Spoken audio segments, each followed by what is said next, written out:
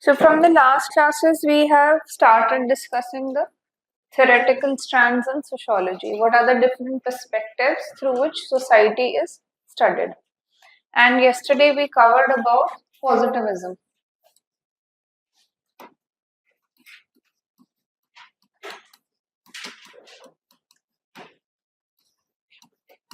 Positivism was the initial strand of understanding sociology because it was influenced by science. Now, during this time, other theoretical strands, other perspectives about study of society also emerged, which today we will be covering. First will be conflict perspective.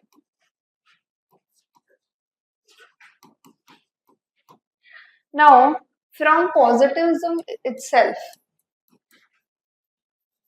a related branch emerged, functionalism, right?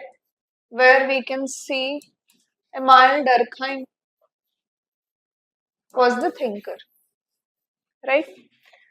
So the difference here was conflict perspective is related with Karl Marx, which we'll be doing in detail. Now, why we are, concerned about this? Because the view with which both of them view society is very different. Functionalism sees society is living in harmony. There is cooperation in society, right? There is no competition, right? People are living peacefully, in harmony, cooperating with each other, right? There is no conflict in the society, right? Every part is interdependent with each other and they are cooperating with each other, and society is existing like this. Now, opposite to this comes the conflict perspective, right? Which says that society is like a constant battleground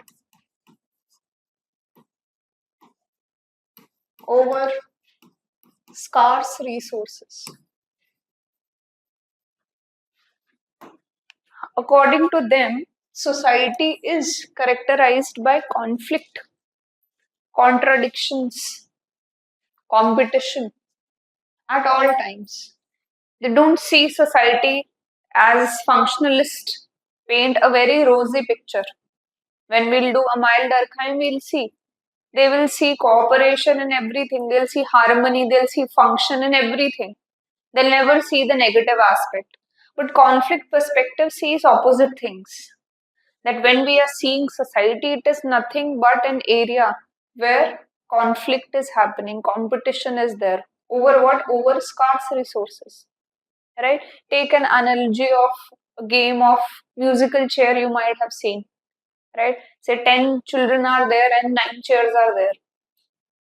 So once the music starts, everybody is rotating around the chairs. But once the music stops, there is a push and pull for occupying that chair.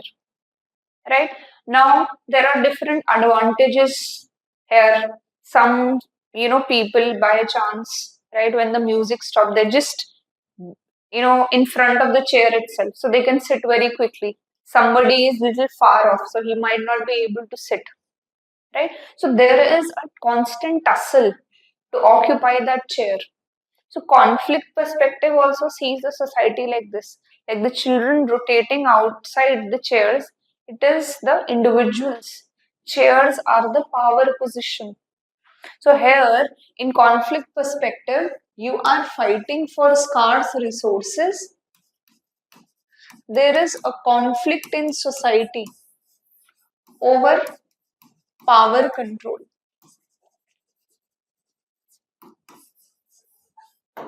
Now they want to study that who has the power, right? Who is deciding the rules of the game, right?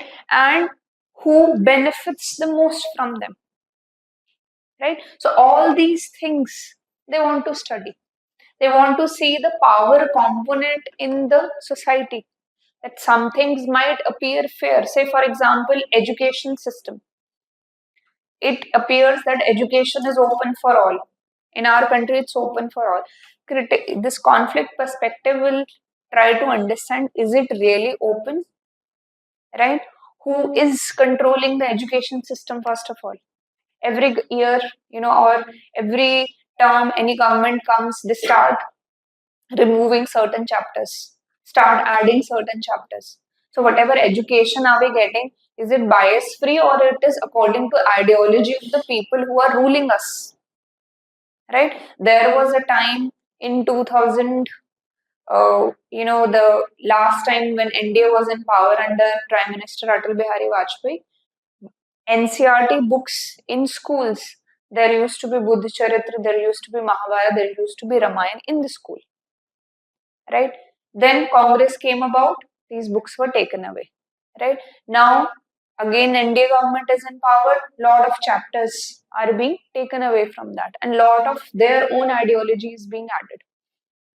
So conflict perspective will say, education, if we are seeing, are we really studying, a bias-free education, or what is being fed to us from the people at top, right? We are not controlling it.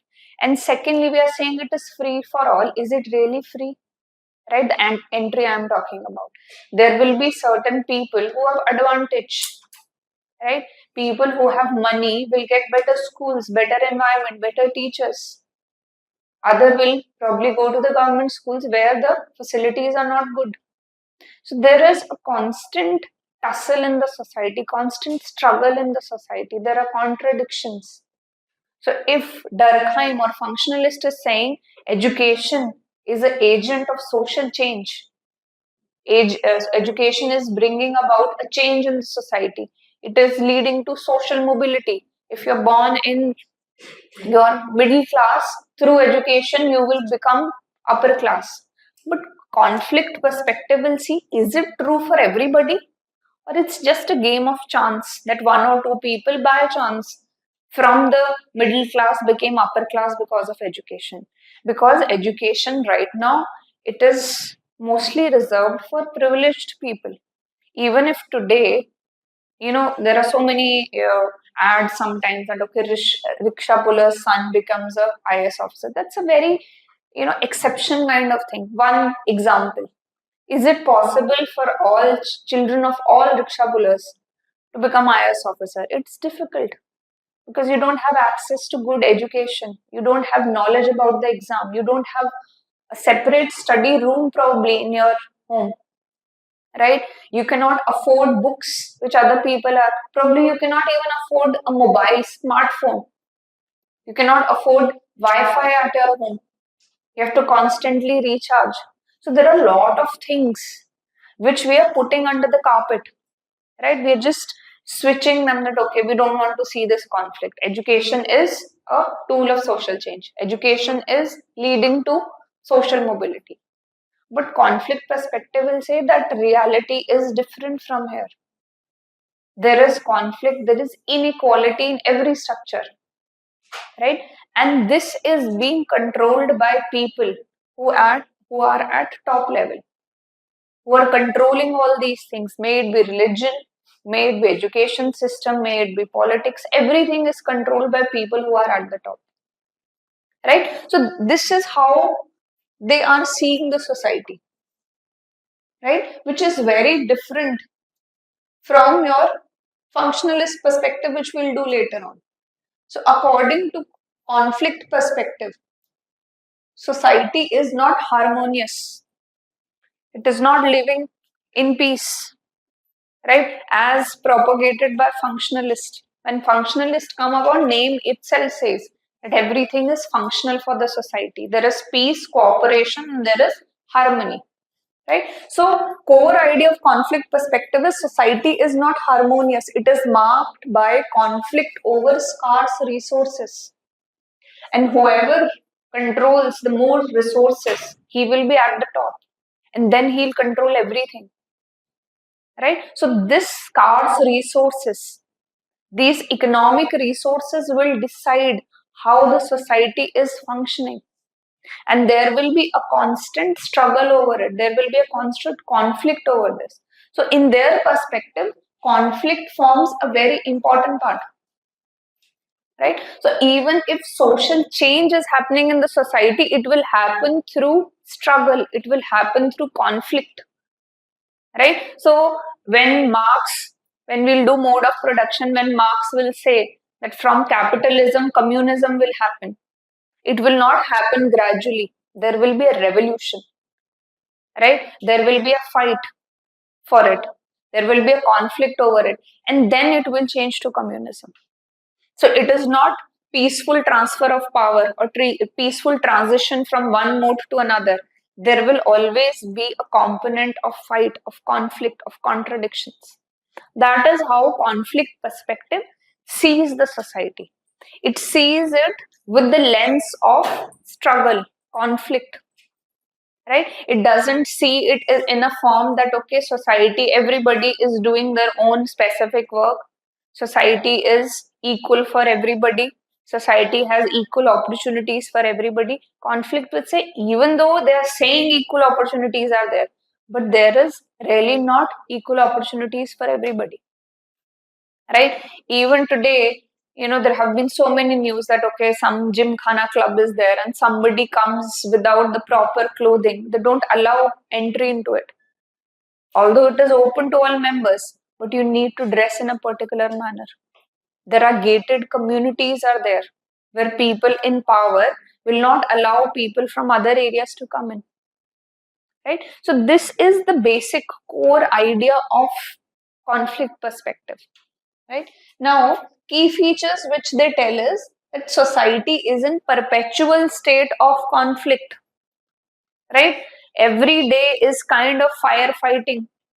Every day we are fighting for scarce resources. Right? Even when you think of competitive exam, UPSC, it is, you are in a perpetual state of not I would say conflict, but struggle, competition. Right? The people who are giving the exam, they are in the perpetual state of competition because seats are very less. 700 to 800 seats are there, right? Who will, have better access to education, better access to resources, or probably teacher? He will win. He will be at the powerful position. And then he controls everybody. So society like this, it's in a perpetual state of conflict. Right? There is inequality between different individuals. Everybody is fighting for their share in the cake. Right? That I will want a bigger cake to come to me. Right? Because if I get that bigger share, I will be controlling other people. So society is in perpetual state of conflict. Social order is made by power and domination. If you need social order in the society, you will need power, you will need domination, and not through consensus and conformity. I'll explain this. What is the meaning? So, functionalists say that when we are talking about social order in the society, social order is everybody is following rules and regulation. There are particular norms, how you have to behave in the society. Right? So, functionalists say that we have a consensus. We have decided that there are certain values as a society, as individuals. And this value consensus will make sure people follow rules. Right? And it will ensure conformity to it. Conformity means that everybody is following those rules. We decide that, okay, these are the 10 rules, hypothetically. We come upon a consensus. Consensus is everybody decides, right? Say, hypothetically, think of all of you are present, you do a kind of a voting, and then you come upon a consensus that, okay, in class, this is how we will be behaving. Right? These people will sit at the front, people will sit at the back, right? Probably you do it height wise that, okay, this person is very tall, he should, sit at the back, and other rules you will decide, and everybody will conform to it. So functionalists see it as very easy thing, that there is no fight here, there is no competition here, there is no conflict here. You have consensus and conformity in the society, right? That is how peace is maintained. In the class, once you decide that these are the rules, these people will be sitting at the back, so you don't have to rush every morning to occupy the first chair, right? Or you have to sit in a particular position. You have already decided it. The conflict perspective is different, right? It says that there is a constant struggle, there is a constant conflict. Everybody will be rushing in, right, to occupy that particular seat to have a better view, right? And this order is decided by power and domination. If you have more power, if you have more domination, probably a person who's built up very strong, right? He will close the door. At first, I will go, my friends will go, then you come, right? So that is how he is maintaining social order, because nobody will question him now. Because health wise, he is very strong. He'll give one punch, you will just become unconscious, right? So every student in the class will follow him because he has the power, he has domination over you. And that is how peace is maintained, because you're afraid of that person, that whatever he's saying, let's follow that. He will tell that, okay, I am stronger than all of you. These people will sit here, these people will sit here. I will get a better view. Nobody will sit where, if I'm sitting on this second chair, nobody will sit on this side, nobody will sit on this side. I want to keep my bag here, I want to keep my laptop here. Right? So, according to conflict perspective, this peace in this class, if we see this as a society, will be maintained through power, through domination. Right? And which leads us to the another question: where does this power and domination comes from? Marx will say, as we move forward, through economic resources. More economic resources you have, more is your position to yield power and domination, right? Because you are deciding the fate of other people, the workers who are working under you, right? So that we'll do later on. So your society is in perpetual state of conflict. Social order is made by power and domination, not by consensus and conformity. Now, see, again, I told you yesterday also, the questions come for 150 words or 20 markers for 250 words, right? You have very less words to write down. Focus on the keywords. These are the keywords in your answer. Don't beat around the bush. Don't write any extra words. Just target the keyword in the answer which should be present. If you will write these 4 points, right? If the question is with respect to conflict perspective, right? Your examiner won't be able to cut marks anywhere, because through these crisp points you have conveyed everything. All the keywords are present. This paragraph or these 4 points are self-explanatory. Everything about conflict perspective is studied there. You don't need to write extra words here. You don't need to write a background here. Just these 4 points, more than sufficient for conflict perspective. Right? Okay. Now, next point it says is society is structured in a manner that benefits one group over the expense of other. It's a game of power and domination, and in this game, one person will win and other will lose at the expense of other person. If a capitalist is gaining profit, he is gaining at the expense of the worker, because he is giving him very low wage. Right? He will have more profit if that labor or if that working class produces more products, right? And his salary is low. If he is producing, if he is giving, say, he is getting a profit of 100 rupees, right? Now he will make sure that he is only paying 10 rupees to the worker. 90 rupees goes to him. So it is, and the worker is doing work worth much, much more than 10 rupees, but he will not give. He doesn't have any power over it. He will say you can change your job, you can go and work somewhere else. Right? So he will pocket 90 rupees with him, or probably say 10 rupees for the miscellaneous expenditure. Your 80 rupees will be in his pocket. So what is happening in society? That people who are having power, it is at the expense of other person. Right? He is losing something. So somebody is winning and then somebody is losing. Right? So society is structured where whatever benefits are there, benefits to the people in power, in domination, they are at the expense of other people. Right? That's power what they have gained. It is not neutral in nature. It's not that I am doing some charity by being in position of power. I am in the place at your expense. Right? Then they also stand for that change is inevitable and necessary. In the society, conflicts will keep on happening. And these conflicts will further lead to change in society.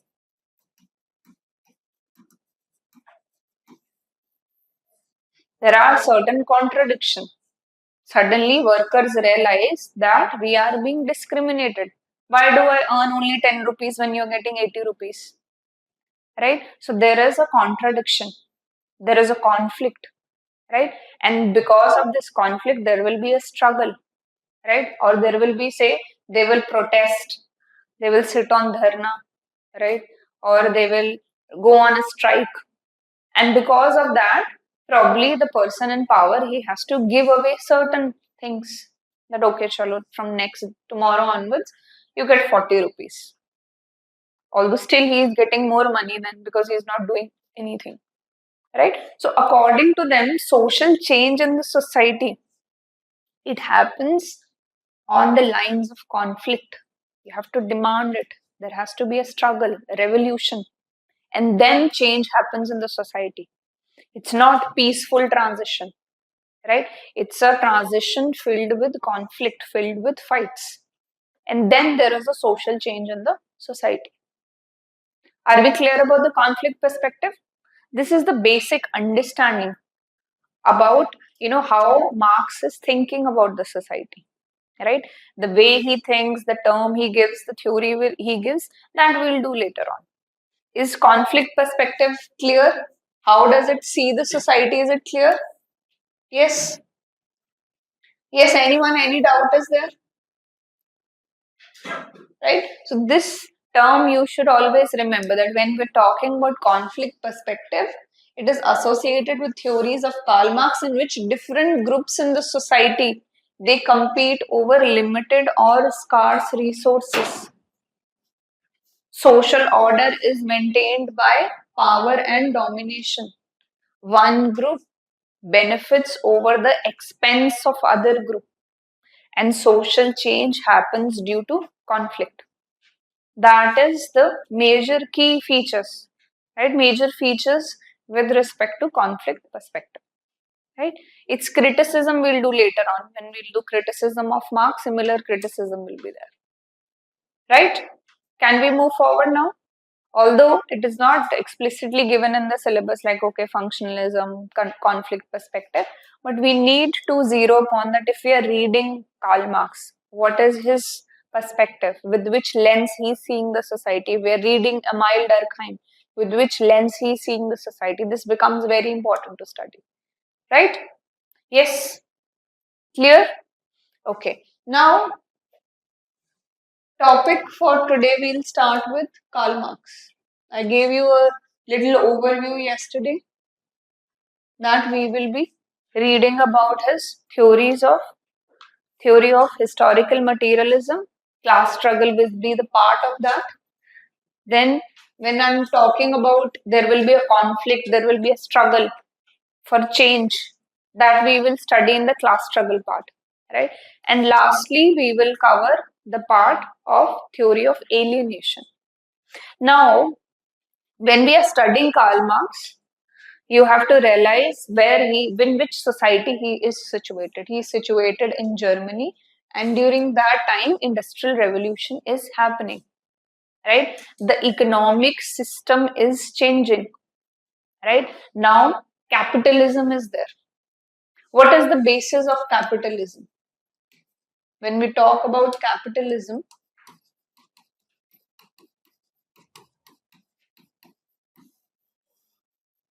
what is capitalism? Yes. What does capitalism stands for? Sorry? Yes? Yes, yes, speak, it's okay. Domination of private. Okay, what else? Yes, so basically, capitalism's main, if you see the soul of capitalism, it is maximization of profits. There is no charity happening here, right? It is centered on the concept of capital, right? Or in simple terms, you can say money. You have money, you produce some commodity out of it, and through that commodity, you will have your profit, right? Now, here, Marx is situated in these times, capitalism. And through conflict perspective, he sees that this system is not fair in nature, right? This system is exploitative in nature, right? It is on the expense of workers. There is a system of constant power and domination. Who is deciding the rules? Person who has the capital, because he is setting the factory. He has the money for getting the machines. He is employing people, right? And now the people who are employed, they are dominated by him because their house works on the salary which they get or the wages which they are getting, right? And because the supply of these worker is very high, people having capital is very less and supply is very high, again is increases the power and domination. If the worker tomorrow says I don't want to work, he'll say go, I have 10 other people standing outside my factory who will work happily for 10 rupees, right? So Marx is situated during these times, right? And he is trying to see that how this new economic system is exploitative in nature. And he is trying to also understand that before this economic system, capitalism, what was happening before?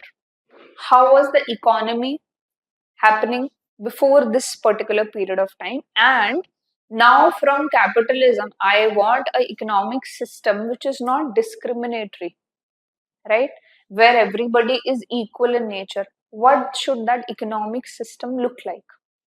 Right? So all his theories are situated in the capitalism. So even if he is studying the before economic system, he is trying to see the progress. That from times when we were living in Stone Age, we were living in caves, how were we functioning economically?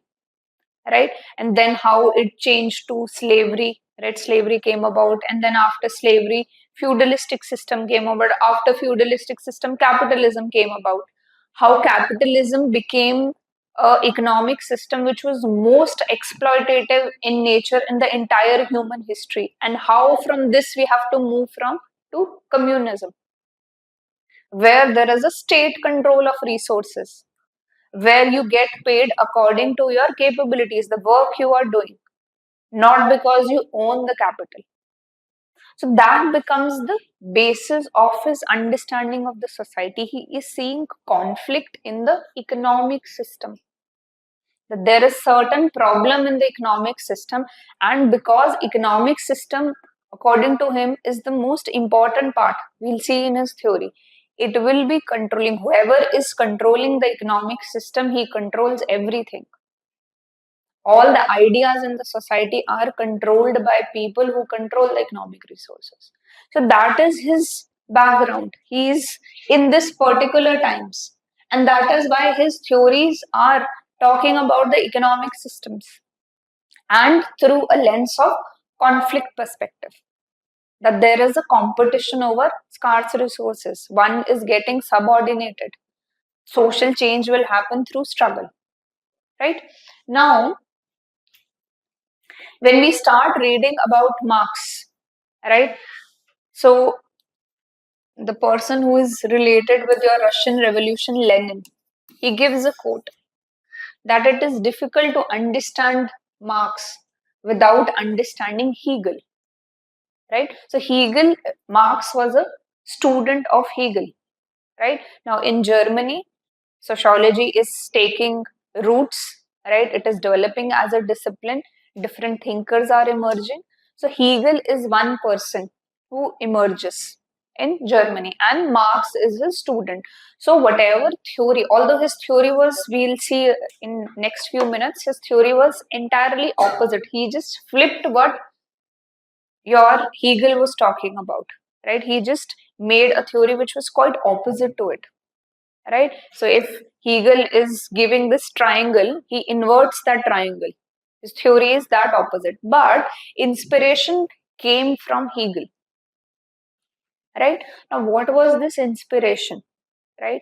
And in the paper, there might be a question, they might ask you to compare. Very low chance, but there can be a chance that, okay, one part of the question they ask you to compare between Hegel and Marx perspective. So there we will understand how both are related with each other and then how they are different from each other, right? So now to understand this, we will understand the concept of dialectics.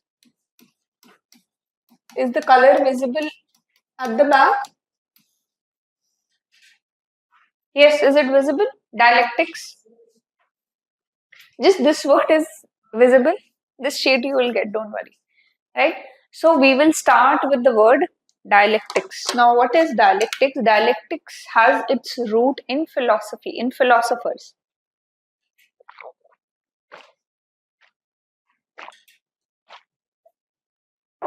We will move from the concept of dialectics, then we'll see what Hegel has to say, and then ultimately we'll come on Marx dialectics.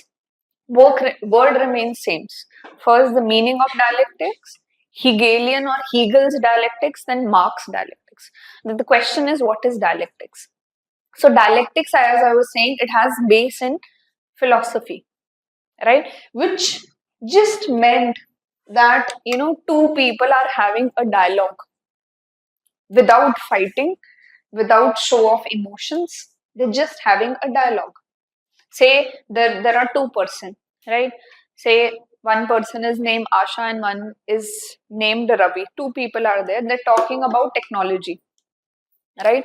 So Asha says that technology is the bane for our society, right? Or they're talking about, say, social media, that it wastes time, right? Unnecessarily, we are getting too much information which you don't even need, right? And it's a proven, now scientists are actually proving this, that human brain was not meant for this much connection. We were meant to live in small communities. Now we have information what is happening in US, Palestine, Israel, Gaza. Human mind was not wired for this much information, right? But we are having this information because of social. That is why so much stress. Every day you wake up, there's a sense of negativity. Something or the other wrong thing is happening in the society. So scientists now are saying that human was not made for this much information, right? Anyhow, so this one person is saying that technology or social media, it is a bane for the human society. It is leading to bad things, right? Now the other person, right, Ravi says that no, technology is very important. It is leading to connectivity. People who are studying abroad, working abroad, they can talk to their parents through social media, right? Or if you talk about technology per se, our works have become so easy. Women are getting liberated. They don't have to wash clothes or wash dishes. We have machines for everything. We have a dishwasher, right? If you want to heat food, microwave is there. Even now, if you want to make a chapati also, there is a machine for that, right? You just need to put the flour or dough in that. Chapati will be made. So both of them are doing a dialogue, right? And there is no conflict here. They're not fighting with each other. Or nobody is raising voice. They're just talking, they're doing a dialogue. They're just trying to understand about technology, about social media, right? So this kind of dialogues was present during the initial philosophers. I told you before also, right? And through this dialogue, they used to come up on you can say a agreement on particular thing, a particular new idea used to emerge. Say both of them are having a dialogue, and then they come to a conclusion that technology is good but in limits. Social media is good but in limits. So this process was known as dialectics. When two people or three people, probably whatever, they're having a dialogue, both of them have different views about similar thing, and then very peacefully, without fighting, without conflict, without emotions, right? It's not the in today's time when we see in your news, TRP news channels, prime time, people are just fighting with each other. Nobody is even listening to what the other person is trying to say, right? Dialectics is not that. Dialectics is a peaceful dialogue, where you're using reasoning, right, to come up on a mutually acceptable truth or mutually acceptable, uh, you know, idea. That was dialectics, which I told you that this system was used by philosophers, where there used to be a person who will give the initial idea.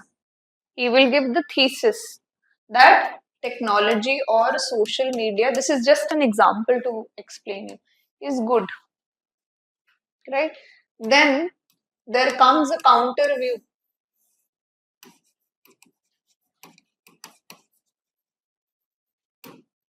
that no, technology and social media is bad. They have a dialogue. Person A told this, gave a thesis, person B gave a antithesis, right? Opposite view, contradictory view, right? Now through this dialogue emerged a mutually acceptable idea that okay, technology is good but in limits. That forms the synthesis,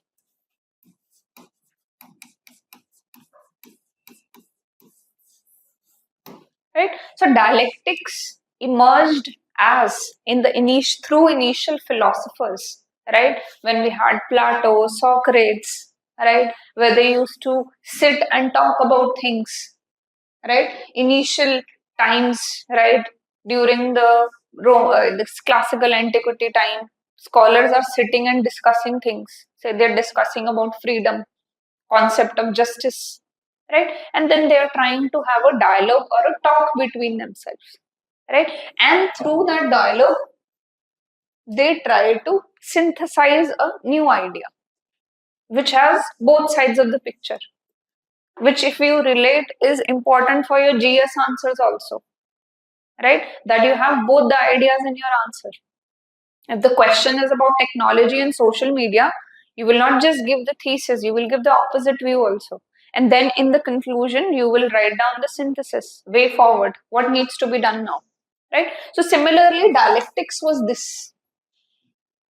Dialectics stood for a method of reasoning, argumentation,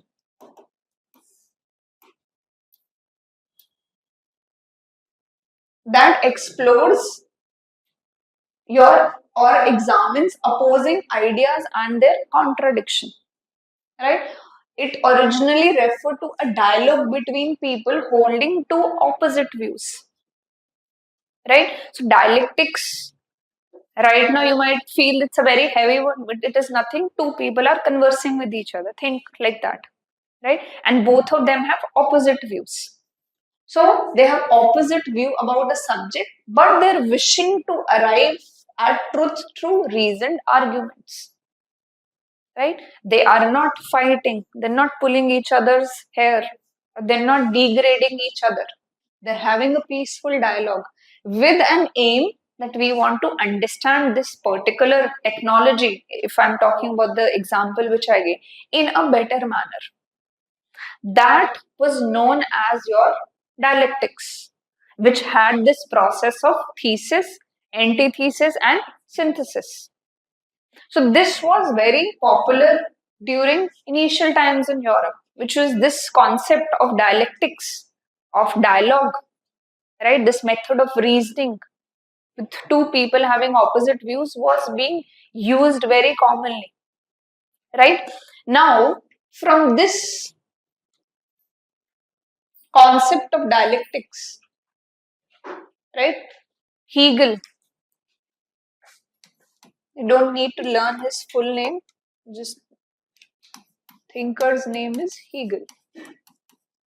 Hegel takes up this concept to study progress of society, right? That how society has progressed. And he saw that there was a dialectics involved here, right? Dialectics, a reasoned thing, but not two people conversing with each other, but there will be ideas in the society, right? One idea emerges in the society, then there is a contradictory idea which emerges in the society, and then new ideas emerge, and that is how society progresses. Say, for example, there is a concept or there is an idea of freedom emerges in the society, that everybody should be free to do everything. It's not two people conversing, but just an idea in the society that from now on everybody is free. There's a concept of freedom. You do whatever you want to do, right? Now nobody is your master, you all are free. That's an idea which emerges in the society. Now obviously there is a contradictory idea here. We will realize that due to this particular idea, everybody, there is a chaos in the society, right? Which did happen during French Revolution, right? Liberty, equality, fraternity. But what happened is there was a chaos and disorder due to that. So opposite idea emerges. Thus, freedom cannot be given, right, without any rules, right? There has to be certain control. Everybody cannot be free to do everything. Now, this is the opposite view which is emerging. Now, synthesis of the idea will be that there will be freedom, but with certain restrictions. When we talk about constitution, what does it say in fundamental rights? Reasonable restrictions. You have freedom, but there are reasonable restrictions. So, firstly, the idea was of freedom. Say, French Revolution comes about, chaos is there. Now they feel there has to be a constitution which will put restrictions on something, right? So now the society progresses from anarchy, where there is total disorder in the society in the name of freedom, to a society which is peaceful, right? Where there is freedom, but there are certain restrictions in the society. So there is a progress of ideas, right? So according to Hegel, the society progresses when ideas progress, right? When new ideas emerge, right? There will be a contradictory idea in the society, and from there, he doesn't uses this word thesis, antithesis, or what do you say, synthesis, but he is trying to convey here that when we are studying the reality around ourselves, right, which is social reality, right, everything around ourselves, society, when we are studying, it is made up of ideas, right? So he will say revolution will happen not because few people are hungry. Revolution will happen because idea of liberty, equality, fraternity came about. It was not that they didn't had bread to eat. Certain ideology was needed. And because new ideas came about, then revolution happened, and then there was progress of the French society. Right? Similarly, India, under the British rule, right? They are getting discriminated since long, right? Only when the ideas came about, mass movement, satyagraha, non-violence, then there was a change in the society. Ideas changed, and then the society changes, right? So for him, social reality is mental in nature. Mental means made up of ideas, right? It is spiritual in nature. Society progresses as ideas progresses, and if you see, it is little bit similar to what Comte has also said, Auguste Comte, right? Similarly, he also talks about that first our thinking will be theological, then it will be metaphysical, and then it will be scientific. He is also giving a similar, but he is not telling the stages per se. He's telling that social reality is made up of ideas. When ideas in the society change, society progresses, right? Previously, if you take an example, when slavery was okay in the society, and then suddenly the idea came about that you cannot own a human being. No matter how nicely you are treating the slave, slave is slave at the end of the day. You are owning that person. Even if you behave well with the slave, you own him, right? And he obviously is under you. His survival depends upon you. There is no equality in this relationship, right? You have bought a human being in flesh and blood. Now a new idea emerges. This is wrong. Previously it was normalized. Economic system worked on the labor of slaves. That if I have a slave, all my household work, chores, etc., this slave will be doing. He doesn't have any free will. Now idea of free will comes about. That human beings have free will. You cannot keep him as a slave. Now the society progresses. From slavery, it becomes more equal in nature. Slaves are freed. So, according to Hegel, he takes this concept from dialectics. He doesn't say that two people are conversing. He says different ideas are there in the society, right? If this idea one is thesis, new idea two, antithesis emerges, right? And when the synthesis comes about, right, there is a progress in the society.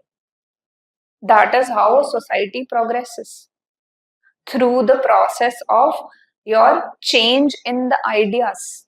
And that is why he says this first thing: reality or social reality is mental or spiritual in nature, it is made up of ideas.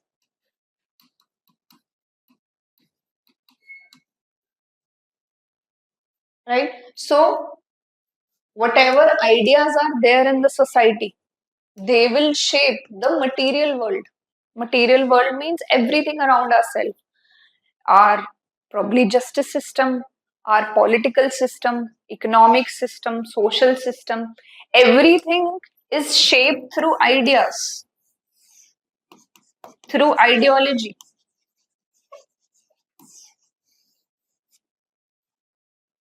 right? Whatever ideas are there in the society, similarly, your material world, your political system, economic system, social system, religion, everything gets shaped by the ideas.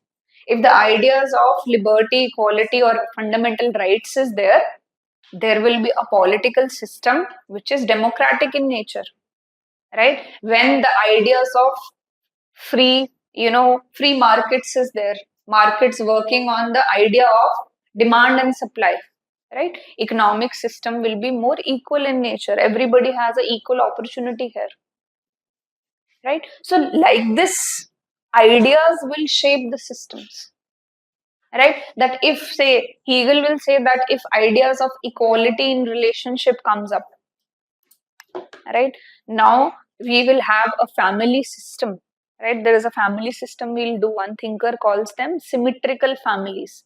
Symmetrical families is where there is a division of duties between husband and wife. Now the idea of equality has come up, that your family cannot sustain, or they cannot be on the foundation of just work or labor of one person, that is women. Both of them have to do equally. So now this impact, what kind of family is emerging? Symmetrical family is emerging, right? So according to Hegel, society or your social reality, ideas emerges, and then it shapes the material society around ourselves, material world around ourselves, right? And next we will say your Marx will flip this model. He will say at the bottom is economic system. As the economic system is there, it will shape the other parts of the society. We'll do that later on, right? But the concept here is progress of society happens when there is idea 1, there is idea 2, there is a conflict, right? And a new idea emerges. Now again this new idea is there, some other idea will emerge, right? This led to a new society, a new social reality. Again there will be a new idea. That is how society keeps on progressing. Ideas changed, which were normalized before. Now there is a contradiction, there's a conflict in them. They change. Now there is a new type of society which emerges. And then there will be a new type of society will be emerging. So new ideas keep on emerging in the society. There was a time, today also, religions, they don't see homosexuality with a very good way, right? It's considered mostly as a sin. It is not acceptable in the society. But now ideas are changing, right? In fact, you will find out people finding things in their own scriptures that it is not a sin, right? When it has been proven, because there is a contradiction here. When it is proven that homosexuality is something which we have no control over, right? Or it's not that we choose to be straight, or we choose to be a gay or a lesbian. It's a inherent thing, right? And I was watching a video also in which one person was saying that if you look around in the nature, right, there are different animals also who are homosexual in nature. God made them. How can you consider the creation of God as a sin, right? This is how they have been created. How can God call his own creation as a sin? Right? So now these are the new ideas which are emerging, which is what it is leading to, a society which is more acceptable to people with other sexual orientation. Right? Now you will find out there are so many parents, right? Online, if you would have seen, there are so many parents who are more accepting to this fact that okay, their son or their daughter doesn't have the required sexual orientation which the society expects out of them. Right? So like this, society is progressing, right? Here people, the new ideas are coming up that person whatever his sexual orientation is, it will not decide what kind of treatment he should get from the society. He should not be ridiculed, he should not be discriminated. And that is how society is becoming more progressive in nature. If you talk 20 years back, this would not have been seen as a good way to go forward, right? But now it is becoming more acceptable. How it is becoming acceptable? Because ideas are changing, right? And now ideas are changing at a faster rate because we have social media. Change in one part occurs, new idea emerges in one part, it percolates to every kind of society, right? So according to Hegel, progress of society is related with progress of ideas. As ideas change, as ideology change, society keeps on progressing, right? Different ideas will be in, not conflict, I would say contradictory ideas will be there, synthesis of a new idea, new society will come up. Then again this will come in conflict with something other, and then there will be a new idea and new society will be there. So progress of society is directly proportional to progress of ideas. Ideas are the driving force of history. As history means history of society basically. As ideas have progressed, society has progressed. Even when we did emergence of sociology, it was this only. Ideas were progressing and society was also progressing. It was changing. From feudalism, it went to your capitalism, or feudalism was ended because ideas changed. So this is your Hegelian dialectics, which he takes an inspiration from dialectics, which philosophers were talking about. The two people are talking and then there are different views and then new idea emerges. He says ideas, it's not that two people are talking, just ideas are emerging in the society, right? As a whole, there's another word we'll we'll read later on. Durkheim gives this term, collective conscious. right? Collectively, we have as a society certain ideas. Now, these collective ideas, as they change, new societies keep on emerging. Right? That is Hegelian dialectics, where he talks about the progress of society in terms of progress of ideas. Right? And according to him, social reality is mental or spiritual, made up of ideas. Change happens in realm of ideas. Change will happen when ideas change. Right? Once new idea comes up, there will be a change, and then again there will be a change in idea. Again, there will be a change happening. Right? So, like I told you, according to him, French Revolution happened not because, or any revolution happens not because people are hungry. It happened because a new ideology came about. That we need to have free will, social contract, democracy, separation of power, rights have to be there. And then a revolution started. So, he says, as these ideas keep on improving, where is that? Yes, as the ideas keep on improving, ultimately we will have the ultimate truth.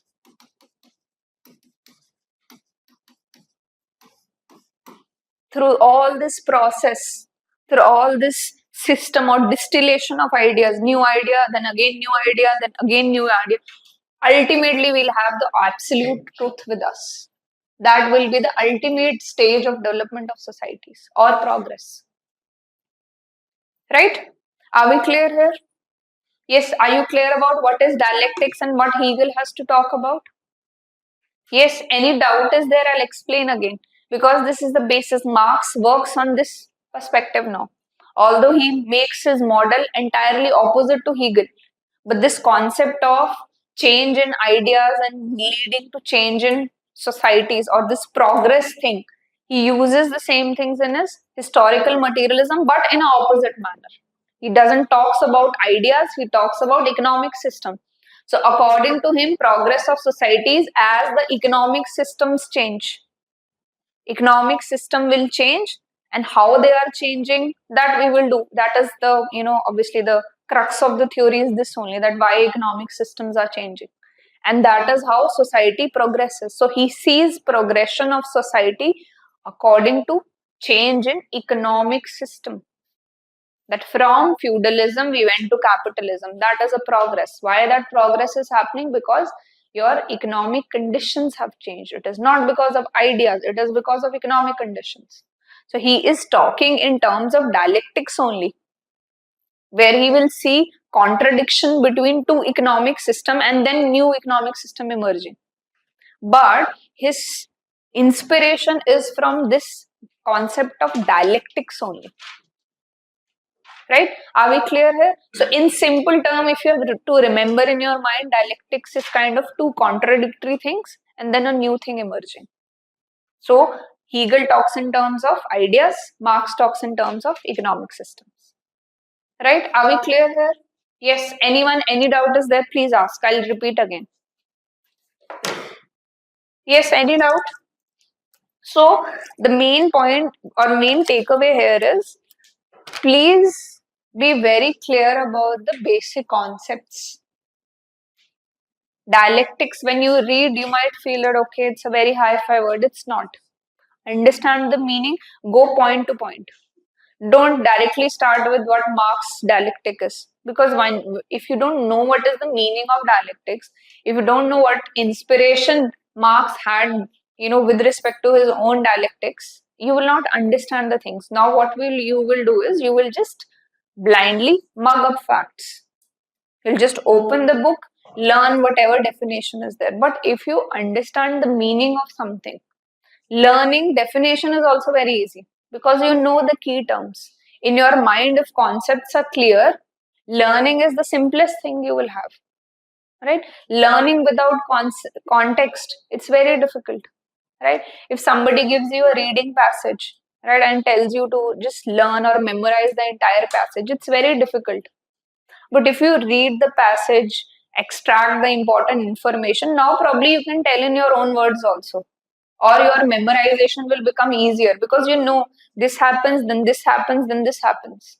So similar things you have to employ when you are studying. Don't mug up facts blindly. Understand things. And even at this point of time, if you're not able to remember things, remember thinkers, it's okay. But if you know what is dialectics, if you know what is positivism, it is more than sufficient. Clear your basics first, even when you're doing GS. If basics are clear, learning is the easy. You have been doing this since your kindergarten, right? Learning is the easiest thing. But understanding of concepts is very important, right? So you should not be blank if I tomorrow ask you what is dialectics. You should have this picture in the mind. Make a pictorial memory. Think about two people fighting, not fighting, talking to each other, different views, right? And then they come up on a synthesis of something. That is dialectics. Hegel takes this concept, applies to the society. That in society, there are no two people talking, but different ideas will emerge. Then there will be a contradiction, and then new idea will emerge, and that is how society is progressing. Yes. In the general criticism to creative dialectics, can we write in the PDF of chapter emergence of sociology provided emergence of ideas directly proportional to societal conditions. So here he gave this Hegel thinker is Yes, is giving opposite. Ideas, both ideas conflict and new idea come and progression of society. Yes. Yes. But due to societal conditions, ideas emerge and then progress along society. That is what Marx will talk about. Societal condition in economic sense will lead to ideas, will lead to ideology, right? So he gives the opposite thing. Criticism of Hegel, you don't have to, learn, or they will not ask directly, but you are right in that manner. That opposite thing can also be true.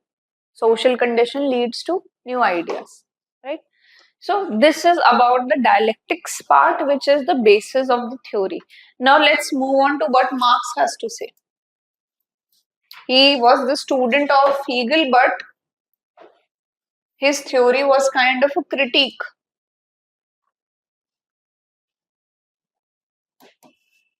of theory of your Hegel. So just, if you have to summarize somewhere about Hegel, material world, Hegel says material world, your institutions, your law, family, religion, education, is reflection of evolving ideas, right? So history is story of society evolving through dialectics of ideas. Different conflicting ideas emerging, right? And then a new idea emerges out of that. Right? If freedom was a concept, and then it saw that people were misutilizing this freedom, and then a dialectics of ideas came about, synthesis came about, that we will have freedom but with reasonable restrictions, and that is how society progresses. History is the story of society evolving through dialectics of ideas. Right? Are we clear here? Yes, any doubt? Okay, now Marx.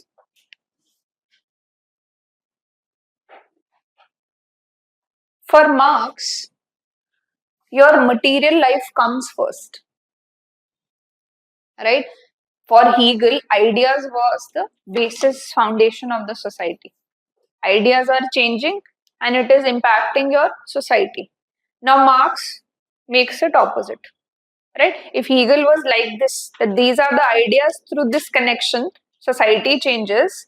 Now Marx will say no, material conditions in respect to economics, that is the base of the society, right? Which he expands in his theory, that will impact the other parts of the society. So even economic system will impact the religion, it will impact the education also, right? So economic system for him was a system where through which people will have power and domination.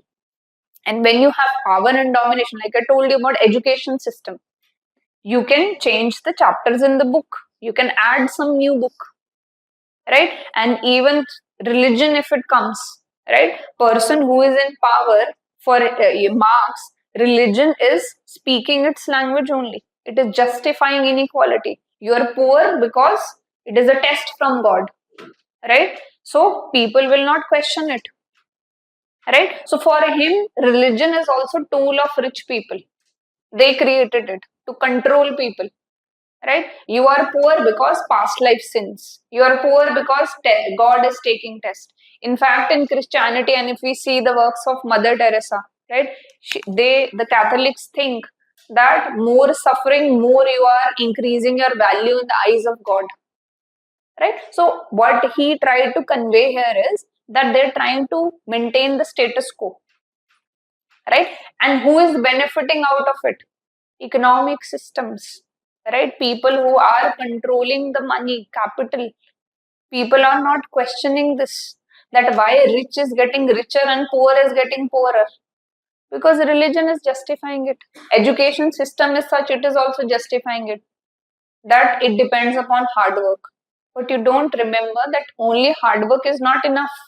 If a rickshaw puller's son does hard work and Mukesh Ambani's son does hard work, there is a difference in both of them. There is a possibility he will create a thriving business. Rickshaw puller's son will just waste his time, and at the end of the day, he also has to do that menial job. Right? So he is flipping the system here. Ideas are not the base. Economic system is the base, which shapes the material world, other part of the material world. Even ideology or ideas are shaped by our material world, that is the economic system. Right? So for him, material life or the economy, it comes first. It is the base, and he calls it as economic infrastructure. It forms the basis of the society, and it shapes the superstructure here. Superstructure, other parts of the society, ideas, other institutions, religion, even family, marriage system.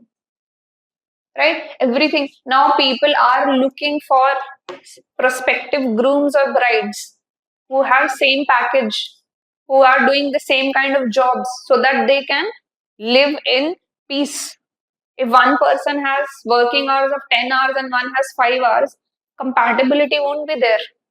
There will be certain tension. So even whom you are marrying is getting decided by your job, by our economic system. So that is, this is just a hypothetical example. The theory goes much deeper than this. So economic infrastructure is shaping the superstructure. Politics, right? Or your family system, marriage, kinship, religion, education system. Everything is shaped by the base of the society, which lies in economy. So for him, reality is not made up of ideas, or reality is not mental or spiritual. Reality is economic in nature. Economy comes first. For him, social reality is material in nature, not spiritual or mental in nature. Right? Then he says that in this dialectics, right, the society's progression is due to change in this economic infrastructure. As economic system change, then the society progresses. So ideas and beliefs don't lead to progress of society. Ideas and beliefs are in fact shaped by material conditions. Right? Economic system will shape what are the ideas. And history is evolution of mode of production. We will do what is this mode of production. For now, just think it as an economic system. Right? So history is not story of society evolving through dialectics of ideas. No, history is story of society evolving through dialectics of your economic infrastructure. As economic system changes, as your society progresses. So he takes inspiration from Hegel's dialectics, but he flips the model, tells something opposite to it. Right? Now, with this base, where he thinks economy is the most important, social reality is material in nature, base or foundation of society is found by the economic system. He gives his theory of historical materialism, where he traces the history of human civilization, that how different economic systems underwent change. And because of that change, society progresses, right? How, we started from your Stone Age time, right? Where the economic system, right now, if you say there was a barter system, right? Communal ownership. It was not that this is my plot of land, I will have my house there. There was population was less, you had ample amount of land, right? So the concept of ownership of land was not there, right? Then it changed, slavery came about, right? Now here there is a sense of ownership of land also and of a man also. You own a man, right? Then next stage came feudalism, right? With feudalism, now the power structure is changing. Slavery, the power structure was master and slave. Now we will do this in detail. I'm just giving you a gist. Now the power structure is your feudal lord and the peasant. Then again there was a change. How the change is happening, that is, the main part of the theory. Now capitalistic system came about. Now there is a capitalist and a worker relation is there, right? And he gives the term haves and have nots also. People who have something, people who don't have something. Have and have not. Or bourgeoisie class and proletariat class. These terms will keep on coming again and again. Bourgeoisie class and proletariat, German words. Or haves, people who have something and people who don't have something. So power structure is changing. And that is how society progresses. So for Hegel, his ultimate aim was to produce an absolute truth, that once ideas progress, there will be one absolute truth. For Marx, it was no absolute truth. He was saying that economic system will emerge, communism, which will be best suited for the human civilization. There is no inequality. You can do however much work you want to do. Nobody owns anything. There is communal ownership, right? That will be the ultimate stage of human civilization, right? So that is how both of them are talking about progress. They're talking about the progress of society. One is seeing it as through lens of ideas, one is seeing through the lens of economic system or material life. That is the difference between Hegel's dialectics and Marx dialectics, right? There is a possibility, probably they might ask you, right? They have to compare. I think once, I am not remembering clearly, I think once there was a question similar to dialectics where they had asked about Hegelian dialectics, right? Now, let's just quickly see what is the difference between both of them, right? Through a tabular form. Now, base of dialectics, right? Or you can say contradictions, right? In Hegelian is ideas, right? For Marx, it is material reality or economic system or materialism, right? So there is a fight between ideas for Hegel, fight between two different economic systems for your Marx. Driving forces, contradictions in thought, contradictions in economy or class. We will see what is the concept of class also. Main subject here is mind, spirit, right? These terms he is using, that reality is spiritual in nature, or he's talking about mind, that ideas are emerging in the minds, and then there is a progress. Here he talks about economy, labor, class struggle. Right? These terms will become more clearer once we move towards the theory. Then direction of change, right? He wants towards greater self-awareness, ultimate truth, which he calls it as gist. Right? He is talking about ultimately moving towards classless communist society.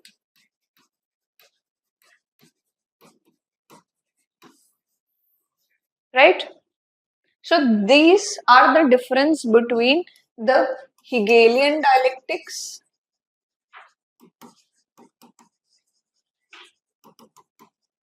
and Marxian dialectics. Dialectics in simple terms is that there is two things which are opposing to each other, or there is contradiction. For him it is ideas, for him it is material reality. Right? Are we clear here? Yes? Any doubt? Hegelian and Marxian dialectics. Can we move forward to his theory now?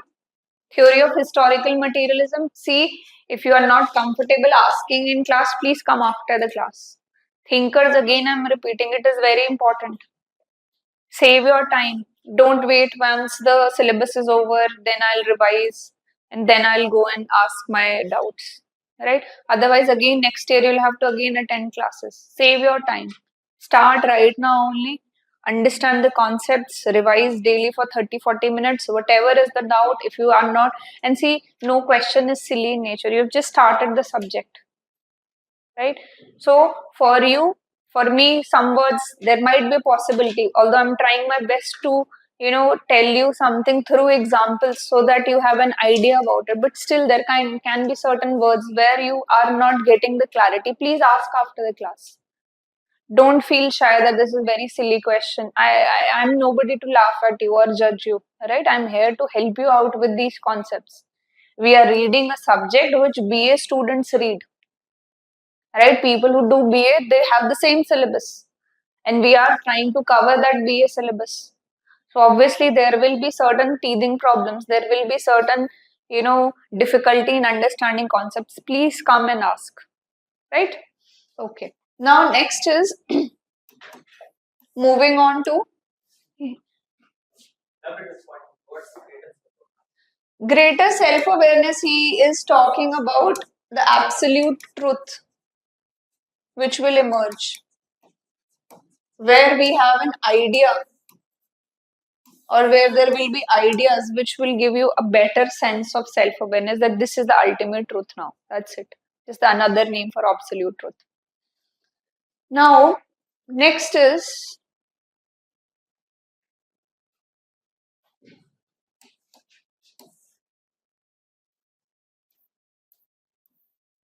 now these type of diagrams you can draw in your paper, right? Wherever there is a chance, please do draw diagrams. It creates a good impression on the examiner.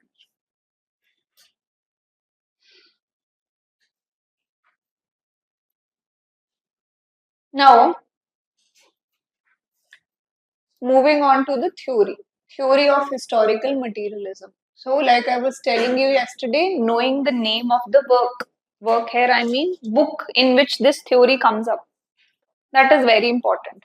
If you don't know the definition of something, if you quote just the book's name, the theory of historical materialism appears in Marx's work, Preface to Contribution to the Critique of Political Economy. That is more than sufficient. So whatever concepts we keep on doing, we keep on learning their names. In the first session I told you, if you're making your own notes, definitions should be there, and the work, make a third column in which work this particular thing appears. Keep on revising it, right? So that's a ready-made introduction for you. Okay, now theory of historical materialism with the base of or the foundation of dialectics. The theory is known as historical materialism because it is tracing the evolution of society from one stage to another. And now this theory is known as next word is materialism because it is tracing the evolution of society in material conditions. Say for example, if Hegel would have to give this theory, he will say theory of historical idealism, because he's seeing progress of society in terms of ideas, although such theory is not there, just for your understanding. He is seeing the or tracing the evolution, how the society has progressed in terms of changing material conditions. How did the material conditions change in the society? How did the economic system change in the society, which led to further progress of the society in different stages? So, through history, we will see the progress of society. Now, just adding one point, we will do this later on. So, now, when at the end of Thinkers or the end of paper 1, we will do the block A topic is there. comparison or your relation of sociology with other social sciences, right? So there will be a part of that where we want to know about the overlap. So here there is an overlap with history and sociology, where we are tracing the old societies. History also does the same thing, but difference is there. How they are studying that is different. History is more descriptive in nature.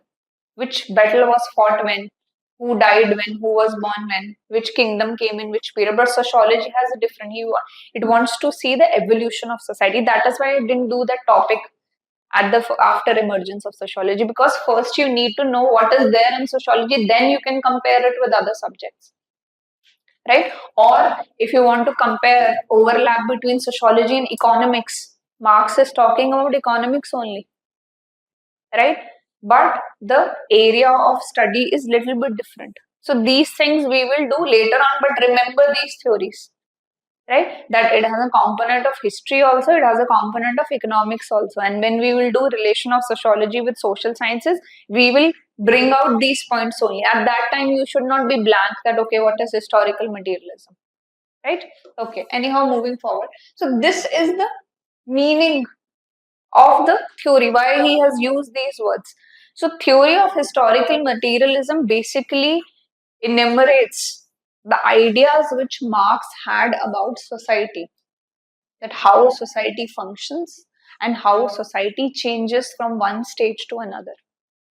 So his theory is a general idea about society from conflict perspective. That you have to remember, right? This will always be through a conflict perspective where he will see contradiction in every stage.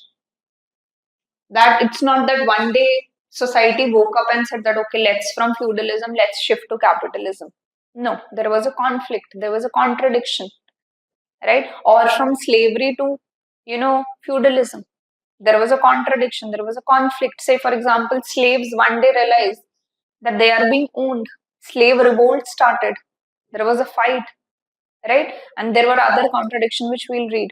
And then there was a shift to your feudalism, right? Again, in feudalism, certain conflicts which emerge, contradictions will emerge, and then it will lead to your capitalism. So his perspective is seeing the progress of economic system. Here dialectics come in, and in this progress there will always be a fight, there will always be a conflict. So combination of two things, society progresses according to Karl Marx, right? And whatever thinker we are doing, he is not the ultimate source of truth, it is his perspective. There will be other perspectives also, right? Like Hegel gave a different perspective. So there is no ultimate truth here, just a different lens, just a different window to look at the society, how it progressed, right? Okay, so this is your theory of your historical materialism. Now first we will see what are the features of the theory, right? When we do FCR model, so first the F stands for features. We are here, right? So these are the main features of the society, which at least at this point of time you should know after this lecture these four subheadings, right? I'll explain every point, but at least you should be knowing these 3 points. First, he talks about the material base of the society. Second, infrastructure and superstructure, which I have explained you a little bit. Then he talks about mode of production, right? Mode of production is, he elaborates further what is this economic infrastructure made up of, right? And then through this he writes how this mode of production changes and how it leads to progress of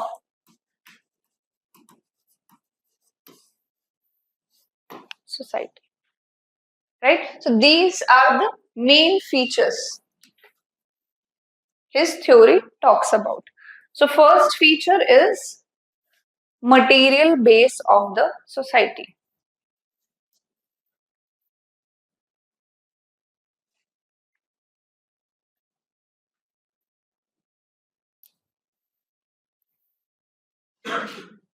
So material base of the society, if you're talking about, he gives this line that first historic act is production of material life. He says that when humans were there, when civilization started, right, the first act which humans did was to produce something, right? Clothes were not present automatically, right? Food, okay, your raw material was present, but we had to cook or probably heat them or do something about it. Clothes, right? Your food or any survival thing. So according to Marx, the first act which human did was to produce something. So economy is the base of the society, right? Society itself started from economic production, right? Although obviously we didn't had banks or currency or something, but still producing something is the base of society. It's the first historic act which humans did, right? So they produced clothes for themselves, right? They produced food for themselves. They produced shelter for themselves, right? So this is everything which is a material thing which we are doing. We are producing something, although it is very, initial in nature. There is no buying or selling here happening. There is no currency happening, but we are producing something. So he says the society is made up of material base only. The first historic act is production of material life. Material life in the form of food, clothes, shelter. So that has to be the base of the society.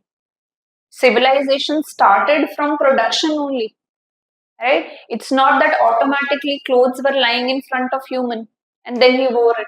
He made something. He produced something. Foods, fruits or vegetables were probably there in the jungles, but he plucked them, made something out of that, right? Your thatched roofs, etc., it was produced by him. Automatically, there was no thatched roof to save himself from sun or rain.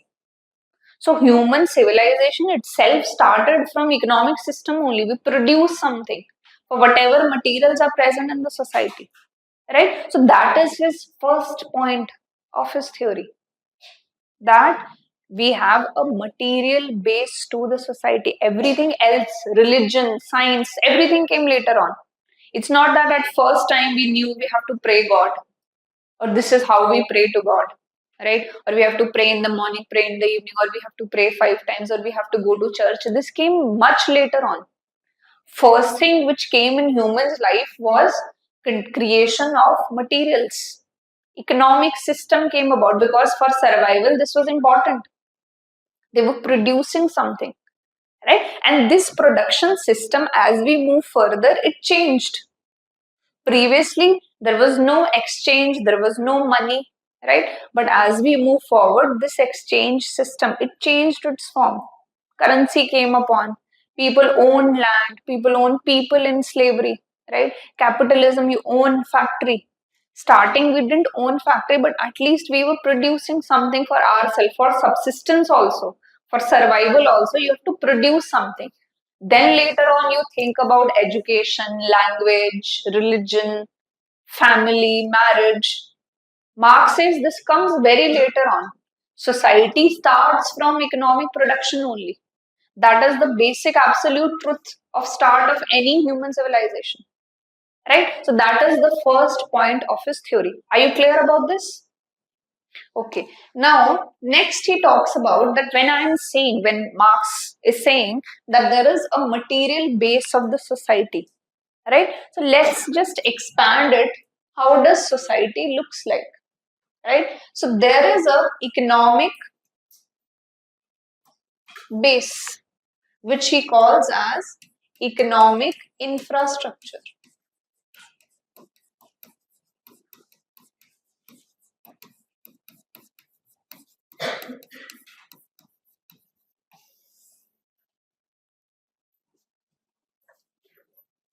That is the base of the society. We will further elaborate what this economic infrastructure is made up of in the next point.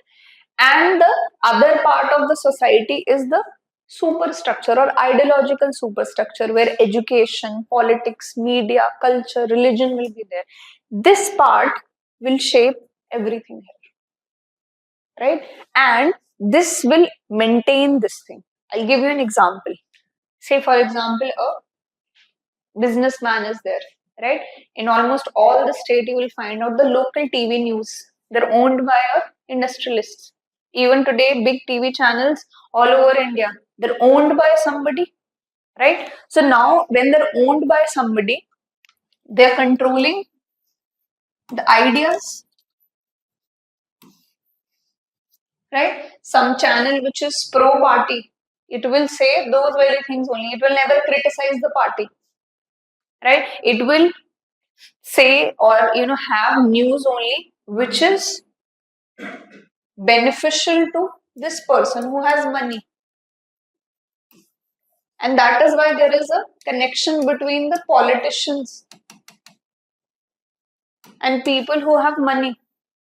It starts from here. Corruption, electoral corruption starts from here only, because these people provide money to politicians, the capitalist class.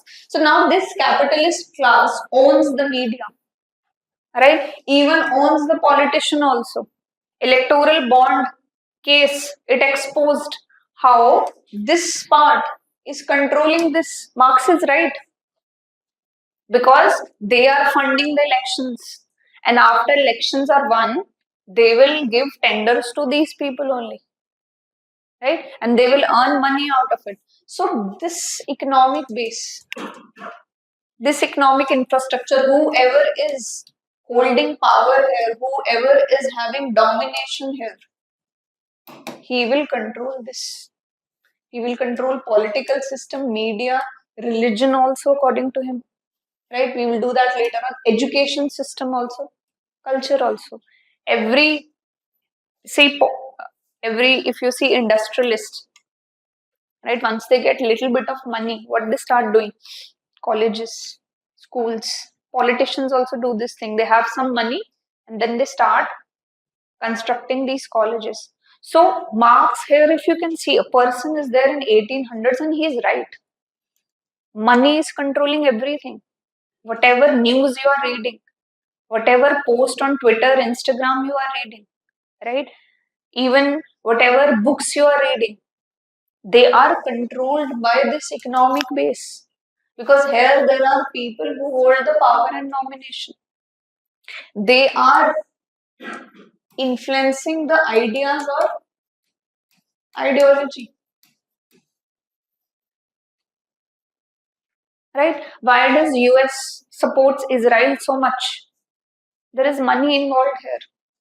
Why does Saudi Arabia doesn't come in open in support of Palestine? Money is involved here.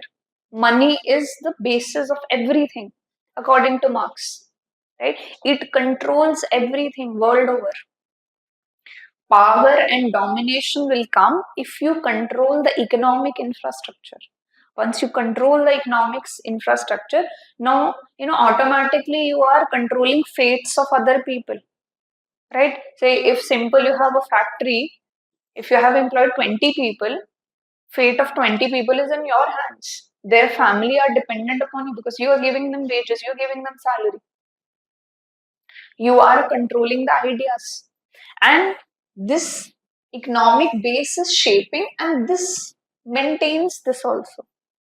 Through media, you will say that this person is doing very good. This person is the Masiha. He's doing everything good for the society. So it shapes this, and in turn it maintains this. That people who are in this position, right, they remain in power, in domination.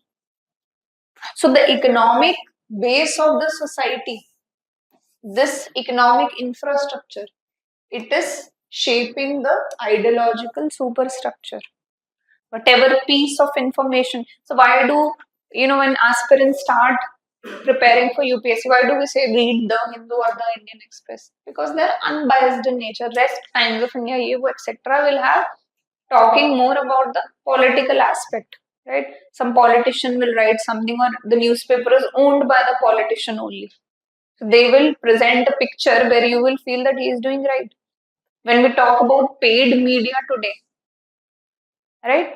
Paid media is doing this only. People who are controlling power, and people who are controlling power, they're controlled by capitalists only, right? They are making sure news which goes out, it is positive in nature, never negative in nature, right? So this is what Marx is talking about, and this is very revolutionary for that time.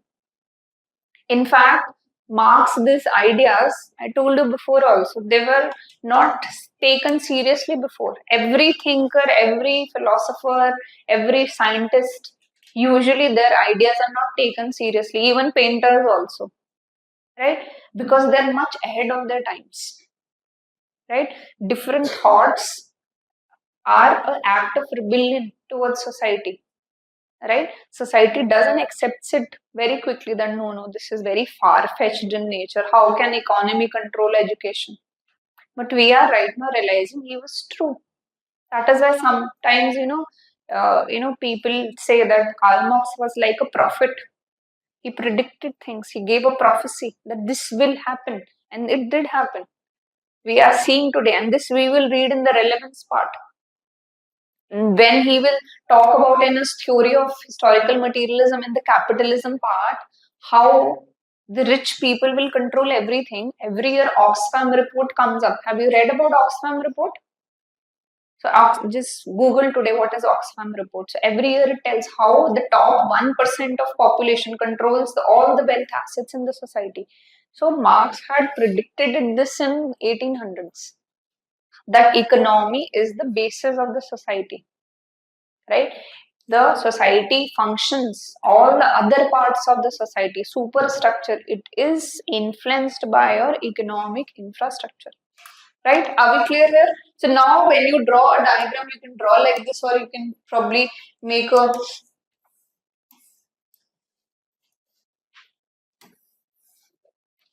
pyramid or triangle kind of thing, that this is economic infrastructure, this is superstructure, this is shaping, and this is maintaining,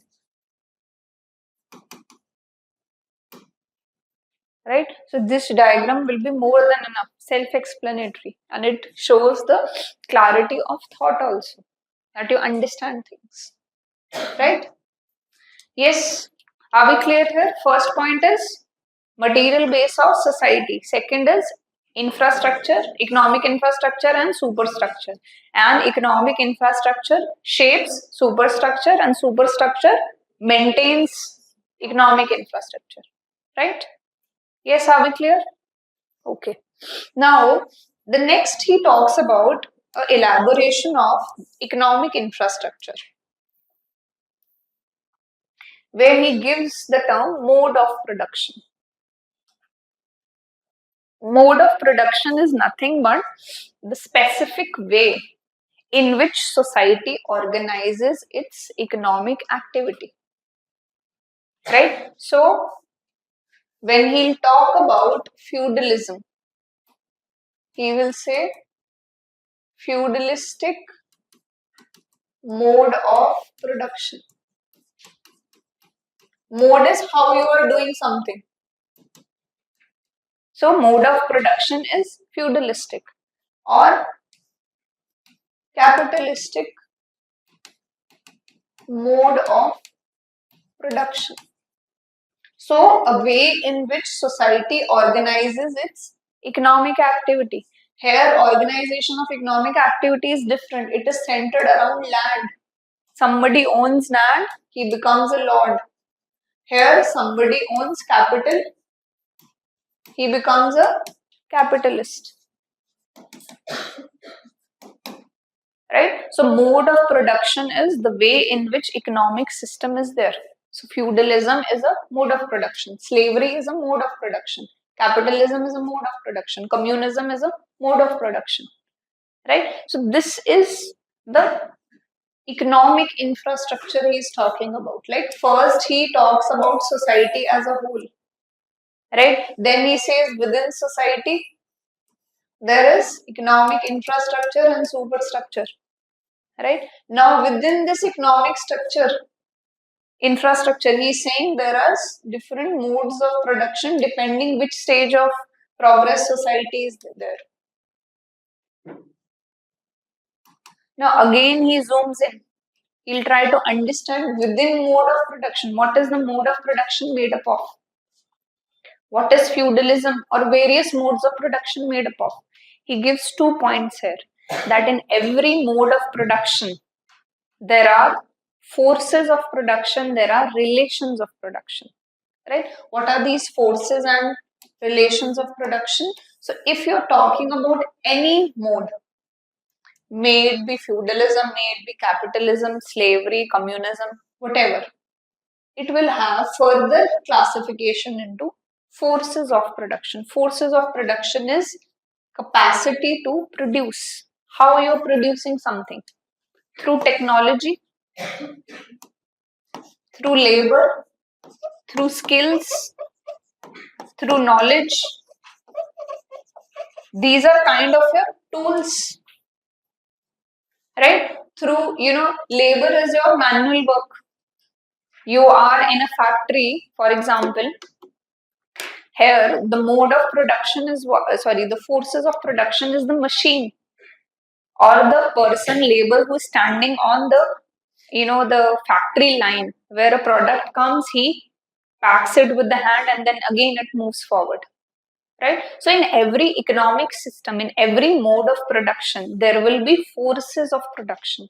How you are producing something, capacity to produce something.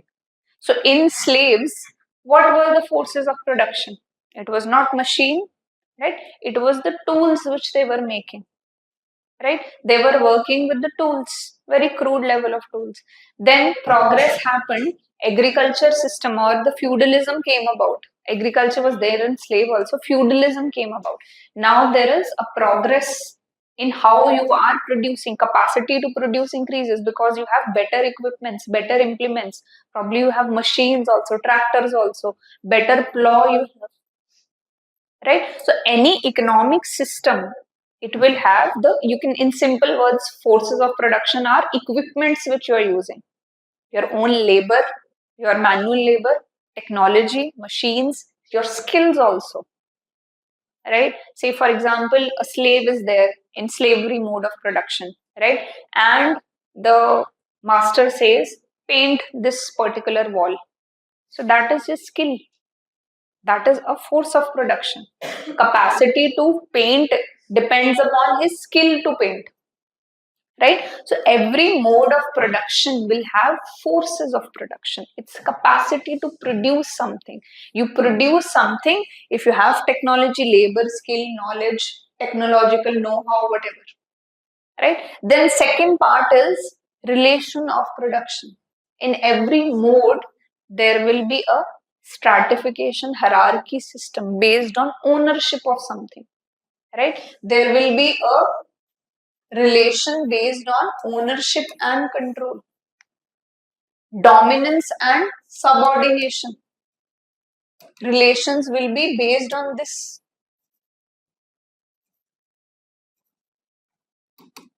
based on ownership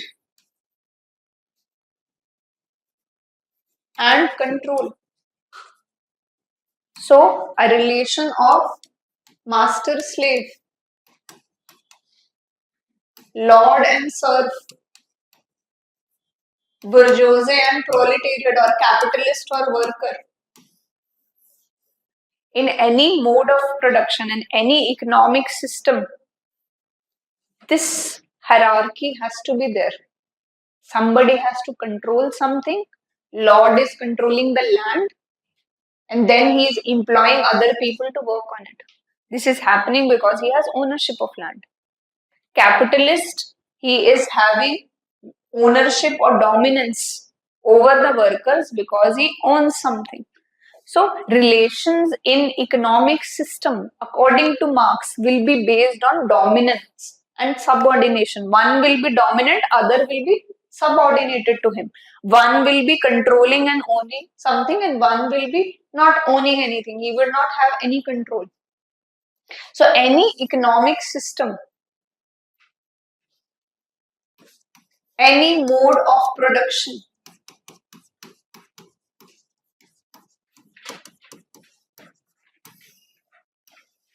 It will have forces of production,